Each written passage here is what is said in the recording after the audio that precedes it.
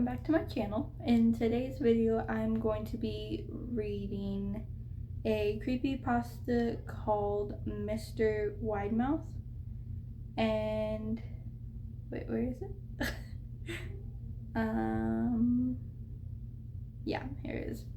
It's called Mr. Widemouth, and I've heard of this creepypasta before, but I am going to be reading it. I hope you guys like and I hope you guys enjoy the video. Don't forget to like and subscribe. And sorry if there is going to be a glare in my glasses. I won't be able to see without them. So I hope you guys don't get too bothered by that. If you do, you can just put in the comments. I'll try to work with it and do some other angles. But yeah. This is Mr. Widemouth. When I was a child, my family moved around a lot. We never stayed in the same place for long, and it seemed as if we were always on the move because of this. Because of this, many of my early memories are fuzzy and unclear. However, there is one period of time that remains as clear in my mind as if it all happened yesterday. I often wonder whether these memories were just simply hallucinations caused by the long sickness I experienced that spring, but in my heart I know they are real. We were living in a large house on the outskirts of the city. As a family of 3, we didn't really need such a big house, and there were a number of rooms that we never used during the 5 months we spent there. In some ways, it was a waste of space, but it was the only house we could find at the time that was close to my father's place of work. The day after my 5th birthday, I came down with a terrible fever. The doctor said I had to rest in bed for 3 weeks and concentrate on getting well. It was horrible. It was a horrible time to be bedridden, as we were getting ready to move and most of my toys were already packed and away in boxes. My bedroom was almost empty and I had very little to keep myself entertained. My mother brought me ginger ale and a few books several times a day. Other than that, there was precious little for me to do. I was always bored and grew more miserable by the day. I don't exactly recall how I met Mr. Widemouth. I think it was about a week after I was diagnosed with the fever and confined to bed. My first memory of him is when I asked him if he had a name. He told me to call him Mr. Widemouth because his mouth was large. In fact, everything about him was large in comparison to his body. His head, his eyes, his crooked ears, but his mouth was by far the largest. "You look kind of like a Furby," I said, as he flipped through one of my books. Mr. Widemouth stopped and gave me a puzzled look. "Furby? What's a Furby?" he asked. I shrugged. "You know the toys, the little furry robots with the big ears. You can pet them and feed them, almost like they're real pets." "Oh," Mr. Widemouth said. "You don't need one of those. They aren't the same as having a real friend." I remember that Mr. Widemouth seemed to disappear every time my mother stopped by to check in on me. "I hid under your bed," he later explained. "I don't want your parents to see me because I'm afraid they won't let us play together anymore." We didn't do much during those first few days. Mr. Widemouth just looked at my books, fascinated by the stories and pictures they contained.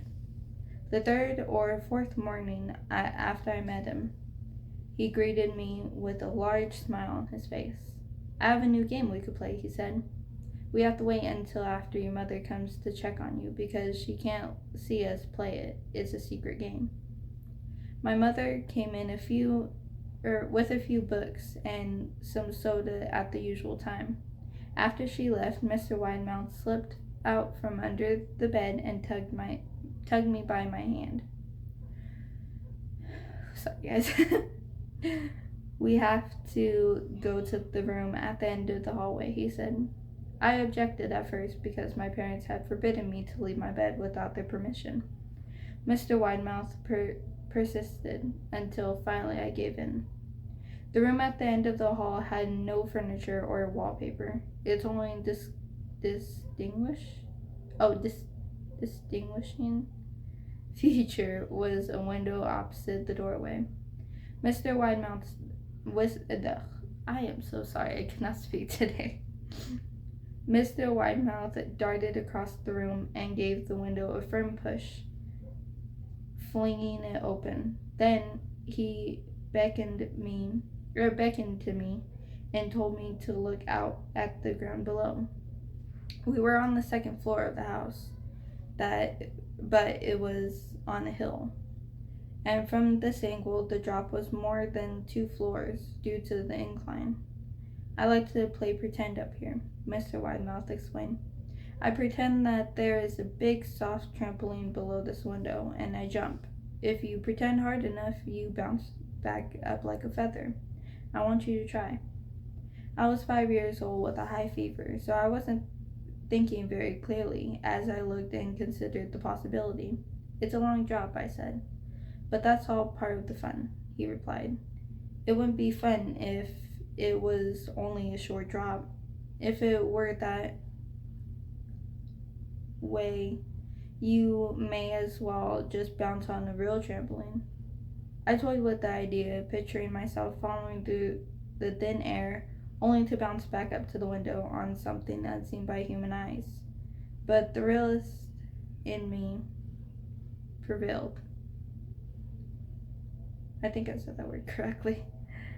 Maybe some other time, I said. I don't know if I have enough imagination. I could get hurt. Mr. Widemouth's face contorted into a snarl. But only for a moment. Anger gave way to disappointment. If you say so, he sighed. He spent the rest of the day under my bed, quiet as a mouse. The following morning, Mr. Widemouth arrived holding a small box. I want to teach you how to juggle, he said. Here are some things you can use to practice before I start giving you lessons. I looked in the box. It was full of knives. My parents will kill me, I shouted, horrified that Mr. Widemouth had brought knives into my room. My parents would never allow me to touch them. I'll get spanked and grounded for a year. Mr. Widemouth frowned. It's fun to juggle with these. I want you to try. I pushed the box away. I can't. I'll get in trouble. Knives aren't safe just to throw around in the air. Mr. Widemouth's frown deepened into a scowl. He took the box of knives and then slid himself under my bed. He remained there for the rest of the day. I began to wonder how often he was under there. I started having trouble sleeping at night. Mr. Widemouth often woke me up at night, saying he put a real trampoline under the window. A big invisible one, he said, that I couldn't see in the dark. I always declined and tried to go back to sleep, but Mr. Widemouth persisted. Sometimes he stayed by my side until early in the morning, encouraged me to jump. He wasn't too fun to play with anymore. My mother came to me one morning and told me I was well enough to go outside and walk around for a while. She thought the fresh air would do me some good, especially after being confined to my bed or to my room for so long. Ecstatic, I put on my sneakers and trotted out to the back porch. Yawning, I'm not sure what that says, to feel the sun on my face. Mr. Widemouth was outside waiting for me. I have something I want you to see, he said. I must have given him a weird look because he added, It's safe, I promise. I followed him and he led me to a trail that ran through the woods behind the house. This is an important path, he explained. I've had a lot of friends about your age when they were ready. I took them down this path to a special place you aren't ready yet. But one day I hope to take you here. I returned to the house wondering what kind of place lay at the end of the trail. 2 weeks after I met Mr. Widemouth, we packed the last of our belongings into a moving truck and were about to sail off on the long drive to our new home. I considered telling Mr. Widemouth that I would be leaving, but even at 5 years old, I was beginning to suspect that perhaps his intentions were not to my benefit, despite what he claimed. For this reason, I decided to keep my departure a secret. It was 4 a.m. by the time we were ready to leave. My mother helped me into the truck, and my father was sitting behind the wheel. I placed my head against the window, hoping to get some sleep before the sun came up. As we backed out of the driveway, I looked up and saw Mr. Widemouth's silhouette in my room window. He stood there, motionless, until the truck was about to turn on the main road. He gave a pitiful little wave goodbye, a steak knife in the other hand. I didn't wave back. Years later, I was passing through the area and decided to return to pay a visit to the house. I found the piece of land our house had stood on was empty, except for the foundation. The house had burned down a few years after we left. Out of curiosity, I followed the trail that Mr. Widemouth had shown me. Part of me expected him to jump out behind a tree and scare the living daylights out of me, but I felt that Mr. Widemouth was gone, somehow tied to the house that no longer existed. The trail ended at a small cemetery. I noticed that many of the tombstones belonged to children. The end.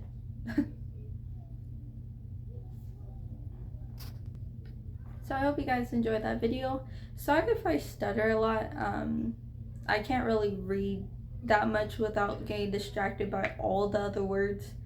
But yeah, that was Mr. Widemouth. I hope you guys enjoyed the video. Don't forget to follow me on my Instagram, TikTok, and Facebook. Instagram and TikTok are the same, MiaPod0. And my Facebook is Spirit with Mia. Hope you guys enjoy this video. Don't forget to like and subscribe, and bye. Was when you the nightmare fuel. Oh boy. All right.